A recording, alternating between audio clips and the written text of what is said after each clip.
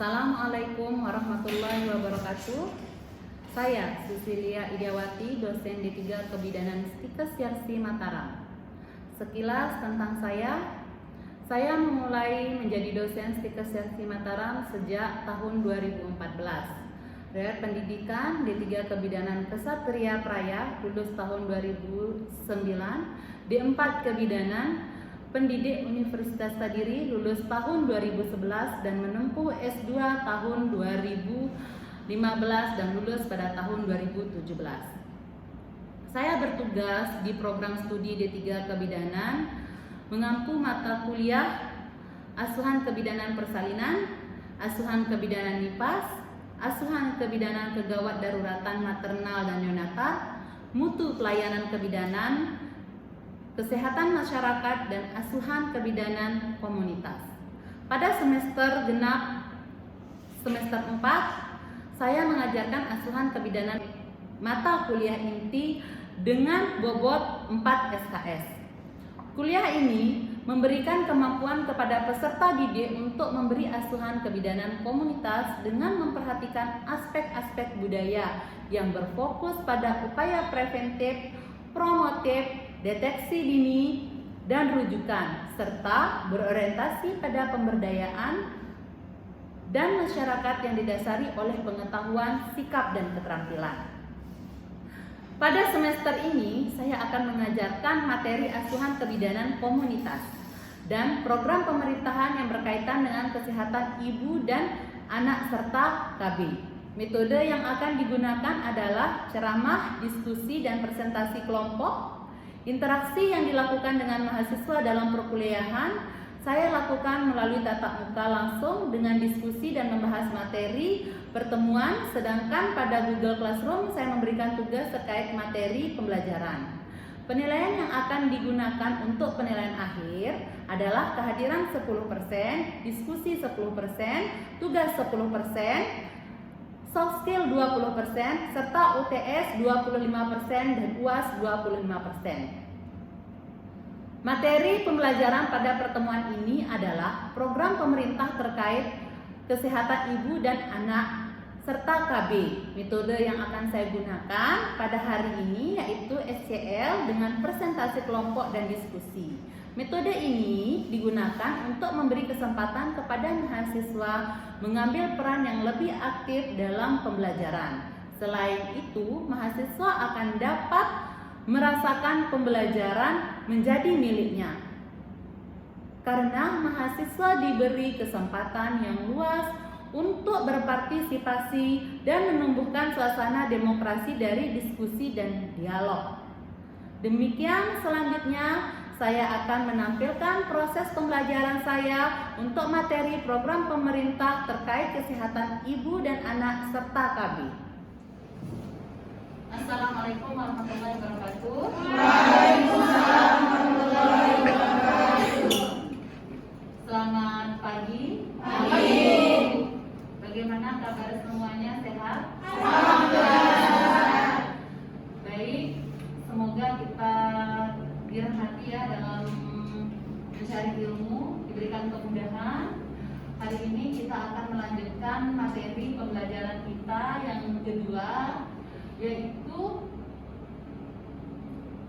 program pemerintah terkait kesehatan ibu dan anak. Ya, di mana tujuan umumnya di sini adalah mahasiswa mampu menjelaskan program pemerintah yang terkait kesehatan ibu dan anak, dan di mana tujuan khusus kita dalam pembelajaran ini adalah mahasiswa mampu melakukan pengumpulan data, mahasiswa mampu menjelaskan data sasaran, data pelayanan, pengelolaan data, perencanaan kegiatan, dan pelaksanaan kegiatan, serta pemantauan hasil kegiatan. Karena kemarin kita sudah membagi kelompok, untuk presentasi materi ini, untuk lebih jelasnya akan dipaparkan oleh kelompok. Kepada kelompok dipersilahkan. Moderator. Baik, Assalamualaikum warahmatullahi wabarakatuh. Waalaikumsalam warahmatullahi wabarakatuh. Selamat pagi teman-teman. Pagi. Perkenalkan saya kelompok 2. Di sini kita akan menyampaikan materi tentang program pemerintahan yang berkaitan lansia KB di wilayah kerja. Tapi sebelum itu saya akan mempersilakan anggota saya untuk memperkenalkan dirinya masing-masing. Silakan. Baik, di sini saya Dewi Nurfiani sebagai penyaji pada presentasi kelompok kami. Saya Ana Zifatul Laili sebagai natural. Dan di sini saya Sukaina sebagai anggota. Baik, untuk mempersingkat waktu, di sini langsung saja kita mulai diskusinya. Di sini akan dibacakan oleh saudari Lili. Silakan. Baik, sebelumnya terima kasih kepada moderator telah memberikan saya kesempatan untuk memaparkan hasil diskusi kelompok kami, yaitu mengenai program pemerintah yang berkaitan dengan KIKKB di wilayah kerja.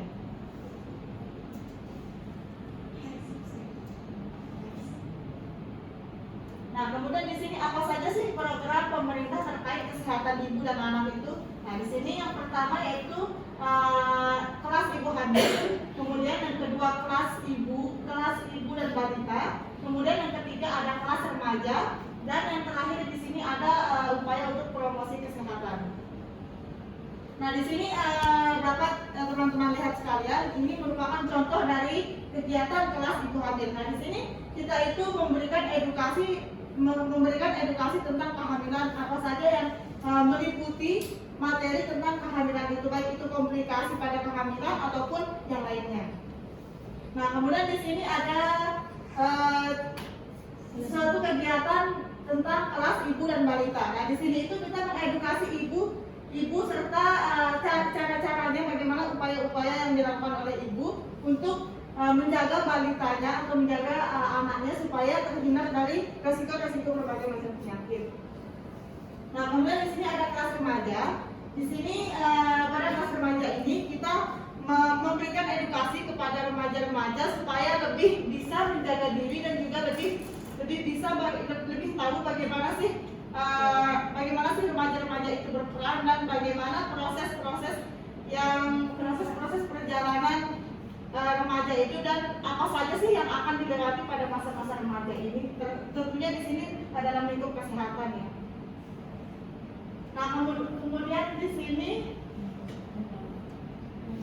ada pengumpulan data. Yang pertama yaitu kohort ibu dan yang kedua kohort bayi dan balita. Di sini ada pengumpulan data yang pertama register kohort ibu. Jadi di sini register kohort ibu merupakan sumber data pelayanan ibu hamil dan bersalin serta keadaan atau resiko ibu yang diorganisir sedemikian rupa. Kemudian di sini register kohort bayi yaitu sumber data pelayanan kesehatan bayi termasuk neonatal. Kemudian register kohort balita merupakan sumber data pelayanan kesehatan balita yaitu umur 12 bulan sampai dengan 5 tahun.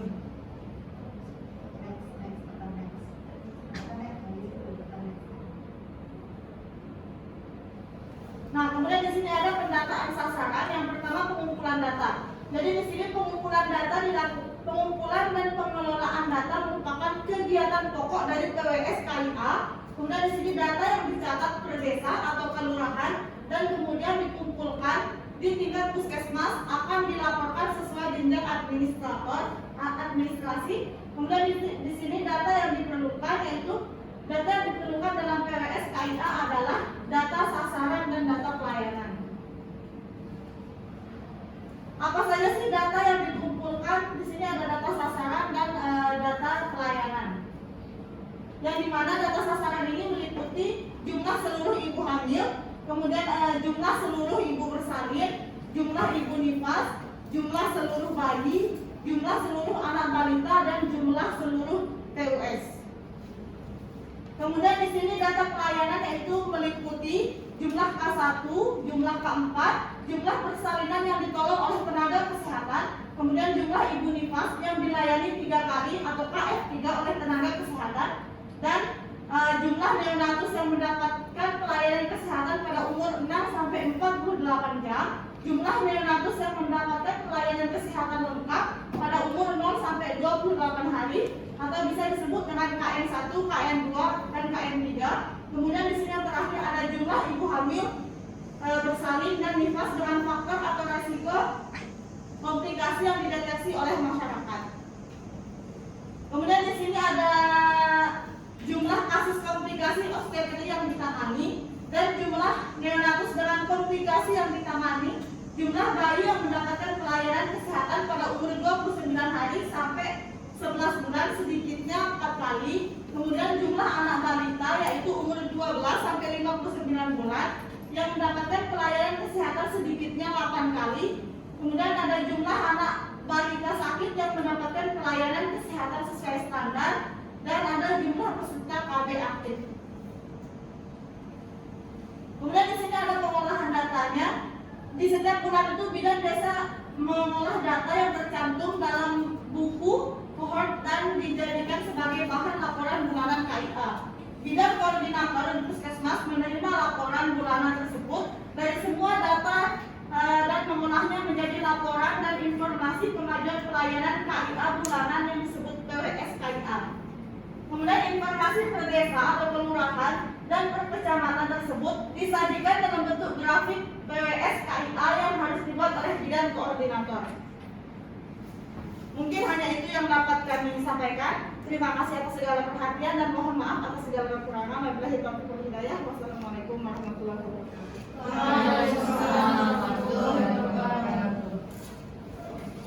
Baik, terima kasih penyaji.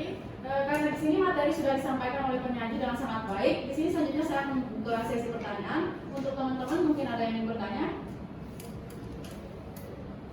Silakan. Silakan saudari. Baik, silakan untuk teman-teman yang ingin bertanya. Silakan saudari Iga. Baik, perkenalkan nama saya Iga Puspalandini. Di sini saya akan bertanya kepada kelompok yang presentasi, yaitu tadi sudah dijelaskan data sasaran dan data pelayanan. Di sini saya akan menanyakan apa fungsi atau untuk mengetahui apa saja dari data sasaran tersebut. Terima kasih dari saya. Baik, terima kasih atas pertanyaannya. Selanjutnya penanya kedua. Silakan saudari Iga. Baik, di sini nama saya Bega Rusanti ingin bertanya. Coba berikan contoh data pelayanan yang sudah dijelaskan di materi tadi. Contoh dari data pelayanan. Baik, terima kasih atas pertanyaannya. Selanjutnya dijawab oleh anggota saya yaitu saudari Lilik. Silakan. Baik, selanjutnya Notulen akan membacakan pertanyaan dari peserta diskusi. Silakan Notulen. Baik. Assalamualaikum warahmatullahi wabarakatuh. Waalaikumsalam warahmatullahi wabarakatuh. Baik, di sini saya akan membacakan pertanyaan dari teman-teman yang sudah bertanya. Pertama dari saudari Iga Puspa Anggini, yaitu pertanyaannya apa saja fungsi dari data sasaran. Kemudian yang kedua dari Baika Susanti, berikan contoh dari data pelayanan. Sekian, terima kasih. Baik, terima kasih Notulen. Di sini berikan kami waktu 15 menit untuk mencari jawaban dari pertanyaan teman-teman. Baik, karena anggota kelompok sudah mendapatkan jawaban, selanjutnya akan dijawab oleh saudari Lilik. Saya persilakan. Baik, terima kasih sebelumnya kepada moderator dan terima kasih kepada teman-teman yang sudah bertanya. Jadi di sini saya akan menjawab pertanyaan dari saudari Iga Puspa Anggini, yaitu apa fungsi dari data sasaran ini. Nah, di sini kan data sasaran itu meliputi jumlah seluruh ibu hamil. Nah, di sini dari data yang pertama berfungsi sebagai acuan kita untuk mengetahui berapa sih jumlah seluruh ibu hamil yang ada di wilayah kerja kita. Kemudian di sini ada jumlah seluruh ibu bersalin. Nah, sama seperti jumlah seluruh ibu hamil ini. Di sini juga dengan kita melakukan pengumpulan data itu berfungsi sebagai acuan kita, sebagai pegangan kita untuk mengetahui berapa jumlah seluruh ibu bersalin yang ada di wilayah kerja kita. Nah, kemudian di sini ada jumlah ibu nifas. Di sini juga sama seperti sebelumnya. Ini juga menjadi acuan kita supaya kita tahu berapa sih jumlah ibu nifas yang ada di wilayah kerja kita itu. Kemudian di sini jumlah seluruh bayi. Di sini juga ini berfungsi sebagai acuan kita juga supaya sama seperti sebelumnya kita tahu supaya berapa sih seluruh bayi yang ada di wilayah kerja kita. Kemudian di sini ada jumlah seluruh anak balita. Nah, di sini ini juga berfungsi sebagai acuan kita, pegangan kita untuk mengetahui berapa jumlah keseluruhan dari anak dan balita yang ada di wilayah kerja kita. Kemudian di sini ada jumlah seluruh PUS. Di sini ini juga menjadi acuan kita, pegangan kita supaya kita tahu bahwa berapa sih jumlah dari seluruh TUS ini. Sekian dari saya, terima kasih. Baik, terima kasih Saudari Lili atas jawabannya. Bagaimana Saudari Iga, apakah bisa dipahami atau ada pertanyaan lagi? Dari penjelasan yang sudah dijelaskan oleh Saudari Lili, saya sudah merasa cukup puas dengan jawabannya. Baik, terima kasih. Selanjutnya kita lanjut ke pertanyaan kedua. Silakan Saudari Lili untuk menjawab. Mungkin bisa dibantu oleh saudari Risa. Baik, di sini saya akan menjawab pertanyaan dari saudari Ika. Jadi kunjungan pada trimester pertama pada ibu hamil itu dimulai dari 0 bulan sampai 12 minggu atau 3 bulan kehamilan gitu. Terus jadinya ibu itu wajib berkunjung dari 0 bulan sampai 12 minggu kehamilan. Mungkin hanya itu. Apa dapat teman-teman yang mau menambahkan? Baik, terima kasih. Bagaimana Saudari Ika, apakah bisa dipahami? Kalau begitu sekian diskusi dari kelompok kami karena semua pertanyaan sudah dijawab. Apabila ada kurangnya kami mohon maaf. Selanjutnya akan ditambahkan oleh Ibu. Saya persilakan. Ya baik, terima kasih ya kelompok. Sebelumnya kita hapus dulu untuk kelompok yang sudah bertanya. Terima kasih juga kepada audiens yang sudah bertanya ya. Baik, Ibu akan memaparkan sedikit mengenai data pelayanan di sini ya, mengenai data-data program pemerintah. Next ke judul awal ya, supaya kita langsung bisa, supaya Ibu bisa menjelaskan langsung dengan program pemerintah yang berkaitan dengan kesehatan ibu dan anak atau keluarga berencana di wilayah kerja. Next. Nah, apa saja program-program pemerintah yang berkaitan dengan kesehatan ibu dan anak? Di sini salah satunya adalah kelas ibu hamil ya, seperti yang dijelaskan oleh teman-temannya. Apa saja barusan yang berkaitan dengan program pemerintah?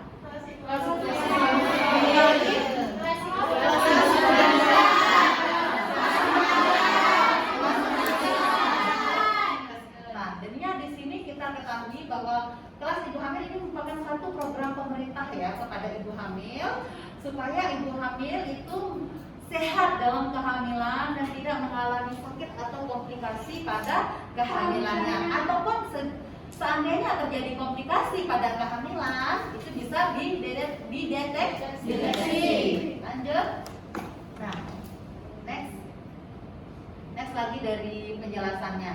Nah, di sini kalian masih bingung, pasti masih bingung kan tentang pengumpulan data, kok tiba-tiba tadi membahas program, sekarang mengapa membahas tentang pengumpulan data atau cohort ibu. Nah, di sini di cohort ibu ini, cohort ini merupakan satu media yang digunakan untuk mengumpulkan data, ya, dengan media. Jadinya seperti merupakan tabulasi catatan dari si ibu. Misalnya si ibu A melakukan kunjungan kehamilan, itu sudah ada catatannya di cohort itu. Namanya cohort ibu hamil barusan ya. Cohort ibu hamil begitu juga dengan cohort bayi dan balita. Kita next lagi. Nah, dari kita mengisi cohort itu, kita membutuhkan data. Data apa saja? Next. Nah, ada data sasaran dan data pelayanan. Data sasarannya, tapi apa saja data sasarannya? Jumlah ibu hamil. Jumlah berkaitan dengan jumlah ya. Kalau kita berbicara tentang ibu maka ada ibu hamil, ibu bersalin, ibu nifas, bayi dan balita ya.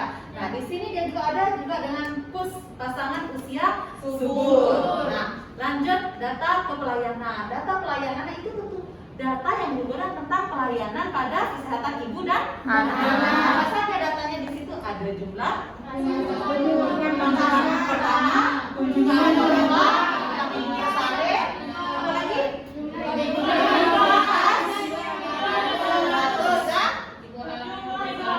Dengan resiko. Jadinya dengan resiko dan komplikasi. Jumlah K1 itu merupakan siapa yang bisa? Apa itu jumlah K1? Jumlah K1 itu kunjungan Yang lain siapa bisa? Mungkin Dahliani bisa membantu ibu apa itu jumlah kunjungan K1 tadi sudah kita bahas ya dengan teman kelompoknya. Silahkan. K1 itu kunjungan pertama, untuk ibu hamil, untuk ibu melahirkan.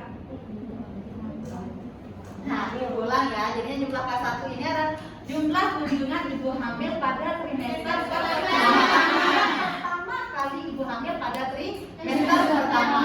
Berapa kali seorang ibu hamil ini minimal melakukan kunjungan? Kapan saja?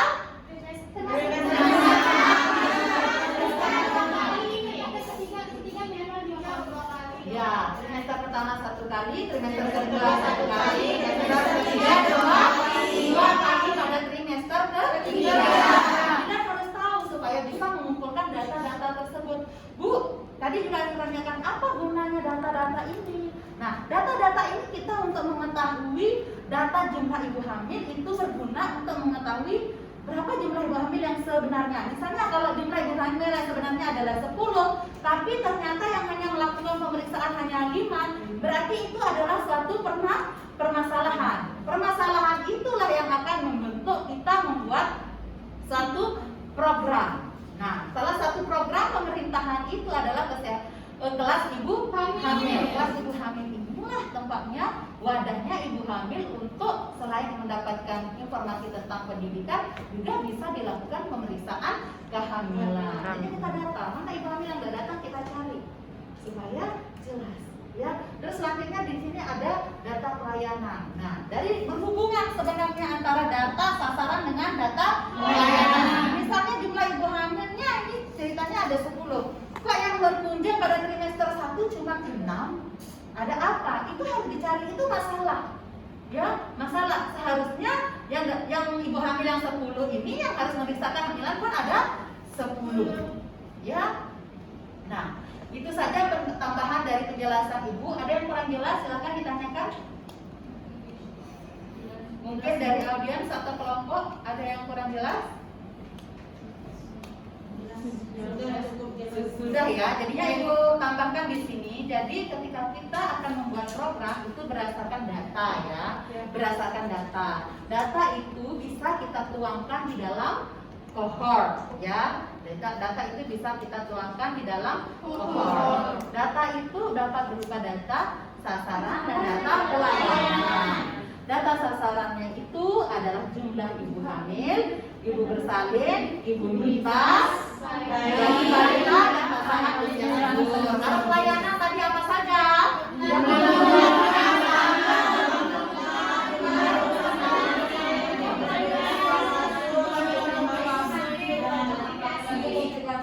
Dari data-data tersebut kita kumpulkan, kemudian nanti kita akan olah ke dalam PWSKIA.